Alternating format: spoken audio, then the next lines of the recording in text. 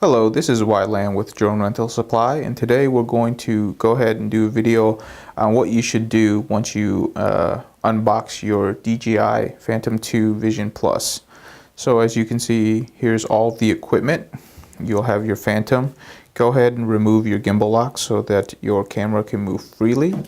You want a fully charged battery, or close to fully charged in this case for us, but fully charged would be recommended. And you also want new batteries in your controller. You also want the USB cable that can connect to the port up here in front of your Phantom. And you also want a computer ready to go. In our case, today we're using a Windows PC, so we're going to give you a tutorial on how to set up all of the calibrations on your DJI Phantom for a Windows PC.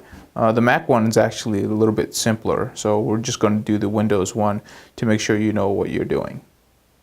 So the first order of business is going ahead and getting everything connected. So let's go ahead and, start with the controller. Make sure that all of the switches are up, the gimbals are nicely and free. We'll go ahead and we'll go and turn on our controller before we actually play with our Phantom, because what you want to do is you want to ensure that anytime you power up the Phantom, it can immediately communicate with your controller. This is just a safety measure. You don't want a rogue signal starting to communicate with the Phantom. As long as your controller is always on, these two should always pair up immediately, and no rogue signals should be able to affect your Phantom. Once this controller is powered up, you can go ahead and set it aside. The next thing we'll do is we'll go ahead and we'll slot in the battery. So go ahead and make sure the prong side fits into your Phantom. Just snugly put that in there. And then we'll go ahead and we'll power it up. One thing that's important to note is go ahead and make sure the propellers are off in case of anything that goes wrong. If the motors do spin up, it won't affect anything. So before we power up, we'll go ahead and connect our USB cable. So the mini side, there's a little flap right here, and then you just plug that right in. And the other side, we'll go ahead and plug into your laptop. So like that. We'll go ahead and flip this around so the battery side is easy for us to press. Controller is on, and we're ready to actually go ahead and start upgrading firmware. So as you can see right now, we're actually on the DJI website. So we went ahead and went to products, the Phantom and the Phantom 2, and then we chose the DJI Phantom Vision Plus. So once you're on this page, you can go ahead and go over to the downloads link. Once you push the downloads link, it'll give you a whole bunch of things to download, and you're only interested in two things. So the first one is, and this is really important, you have to do this in order for this to work for a Windows PC. The first one you're going to look for is the drivers. You're actually not going to download the app itself right now. So right here, if you can zoom in right here so that you can see this, it says DJI Windows Driver Installer. So you want to go ahead and download this installer. Once you've downloaded this, what you want to do is, can you zoom out?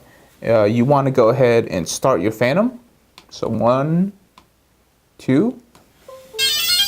So this is now started, and then you want to do the install of that driver. You have to have your DJI Phantom powered up, talking through USB before you go ahead and install this driver. Otherwise, it's not going to work, and you're not going to get your software assistant to work. So just remember that. Go ahead and download the drivers, power up your machine, and then install the drivers. This will ensure that your USB cable can talk to your Phantom. Once you do that, you can go ahead and install your Phantom 2 Vision Plus assistant software. So as of this recording, version 3.8 is the latest one. So you go ahead and just download the executable of that. And once you install that, you will see the DJI Phantom 2 Vision Plus software assistant. So if you double click on this, let me go ahead and put in my password. this will show up. So if you can just zoom in on this small part right here. So the first thing you'll see is on the view screen, you'll see your controller motions and just a bunch of settings that you don't need to fool with. So let me go ahead and grab the controller real quick. So if I grab the controller, if I go ahead and I move the stick, you'll notice that the movements should correspond on the software. So every side that I move, you should see it move on the software. This will let you know that the Phantom is talking to your computer and the Phantom is also talking to your controller. So on the first screen, you actually don't need to do anything. Go ahead and move over to basic, and this will, again, all the defaults are fine when you're in here, so you don't need to fool with any of the defaults. Now when you move to the second screen, which is the RC screen, this is actually talking about your controller right here. And again, on this screen, as you move the sticks, you'll notice it moving software. If this is a new Phantom for you, what you want to do is you want to go ahead and do a basic calibration.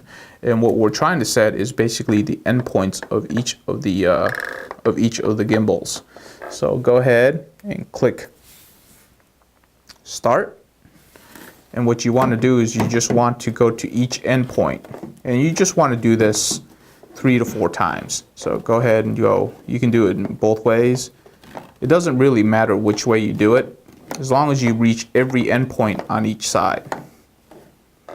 Then you go ahead and line it up to the center and you hit finish. And this will tell you that calibration is complete. And now you can test it again to make sure it's all working correctly. And there you go. Okay. The next menu screen is the gains. I recommend when you're first starting off not to actually fool with any of these. They're fine just the way they are from the factory. Let's go ahead and move to the next tab. The next tab talks about your battery, and this is the more important screen. Battery will give you some general statistical information. There's really nothing that you can change here.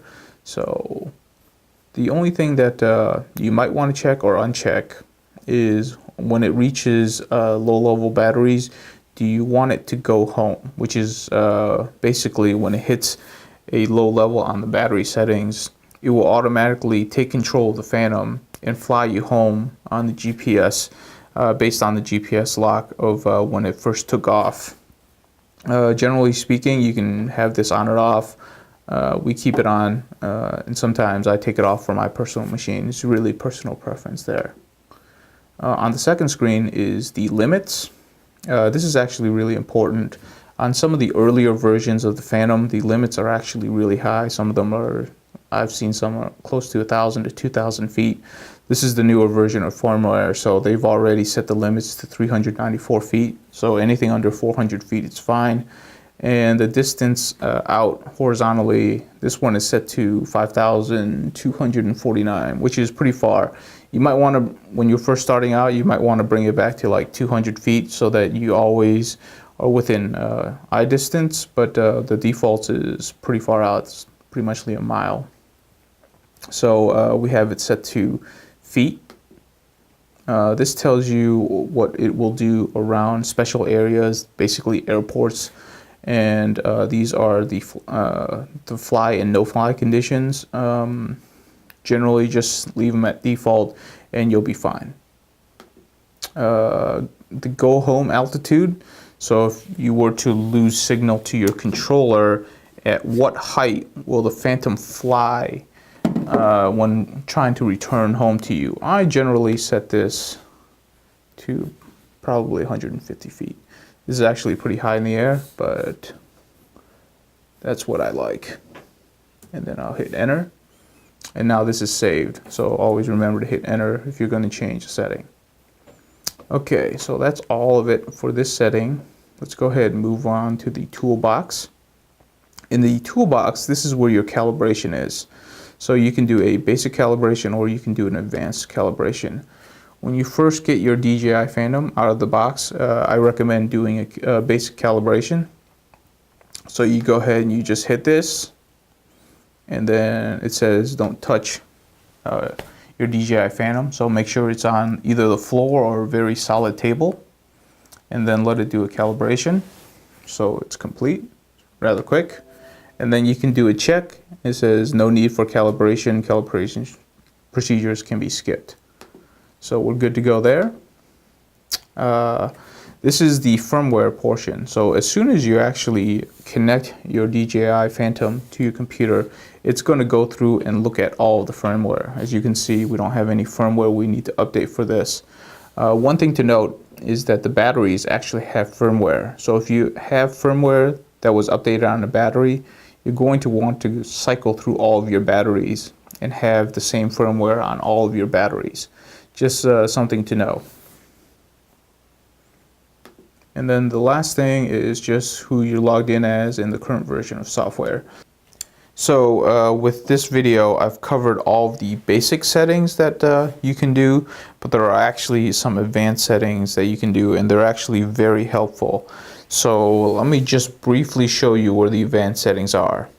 Right up here, you see the word Phantom. If you were to click this, what you would do is you would actually enable NASA M, which is basically some of the advanced settings like course lock, home lock, being able to go into attitude mode, or actually triggering failsafe, which is the actual quadcopter coming home by itself. You can actually trigger that through a switch. So basically, if you were to zoom in on the controller, it would activate the functionalities on these two switches. Out of the box, by default, these two switches don't actually do anything except for this switch, which if you flip it a whole bunch of times, it'll get you into compass calibration, which is really important, and we'll discuss that in a different video. But I just want you to know that that feature actually does exist, but we're not going to cover it in this video because that is what DJI considers an advanced feature. So we'll actually cover that in a completely separate video.